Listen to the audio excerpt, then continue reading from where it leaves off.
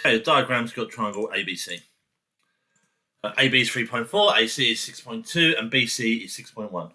D is on the line BC, such that angle DAC, so DAC, is 2/5 of BCA. Right. So if I'm going to just label this X, this is DCA, and then I'm going to times that by 2/5 to get DAC, so that's going to be 2/5 of X. Okay, calculate the length DC. Okay, give your answer correct to 3 significant figures. You must show all you're working out. Okay, so we need to just keep finding the angles, and we need to find the length DC, which is just this little bit here. Okay, so because we've got all three sides, we can use the cosine to work out what X. And if you remember, cosine is A squared equals B squared plus C squared minus 2BC cos A. And I'm also like to call that A my thing. This one here A. Let's call that B, and that's C, which is slightly different to how the diagram's labelled up, but it makes no difference. So I've got 3.4 squared equals 6.2 squared plus 6.1 squared minus 2 times 6.2 times 6.1 cos A. I always like to do this and then just like rearrange it all. So I'm going to minus 6.2 squared from both sides, and I'm going to minus 6.1 squared from both sides.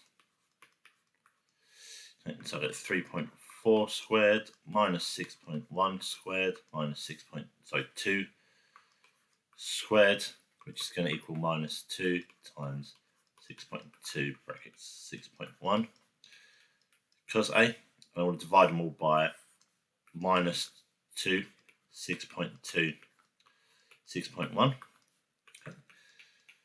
And obviously you can change these all into numbers if you wish. I'm going to type all of this that's on my left into my calculator, because that's going to be cos A.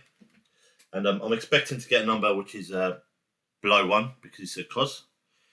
3.4 squared minus 6.1 squared minus 6.2 squared all over minus 2 times 6.2 times 6.1.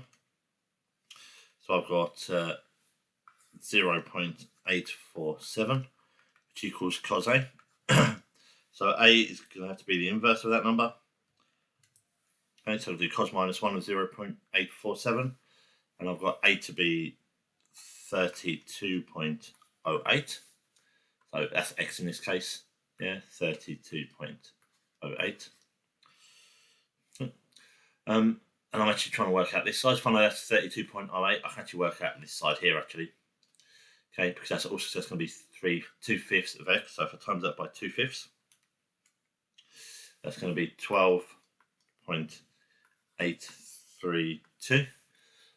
So what have I got? So I really need to use a sine rule if you're thinking about it. So I've got this side and this angle. Yeah, well this side I want, and I've got the opposite angle. Just what's Y. And I can work this one here in 80 degrees. So if I do 12.823 plus 32.08 minus 180, the other angle here is going to be 135.087. Okay. So if I use my sine rule, I'm going to change my pens for this. So the sine rule is A over sine A equals B over sine B. Actually want my own. Oh no, yeah, it's good. Right, so let's. So I'm going to change my things around again. I'm going to call this one here A, and the side I want to work out A, and this one here I want to keep as B, and that one there is going to be angle B. So I've got X over sine 12.832 equals 6.2 over sine 135.087. To solve this, I'm multiplying both sides by sine of 12.832. So X is going to equal 6.2 over sine 135.087 times sine of 12.832. Just type it all into calculator. 6.2 divided by the sine of 135.087 times by sine of 112.832. And I'm going to close all my brackets, which I didn't do for some reason. I've got 1.950, and hopefully that's correct. And then you realise the question actually asks you 3 significant figures. My answer is technically 4 significant figures. So I have to do the first significant figure, a second significant figure, a third one. So my answer is 1.95 centimetres.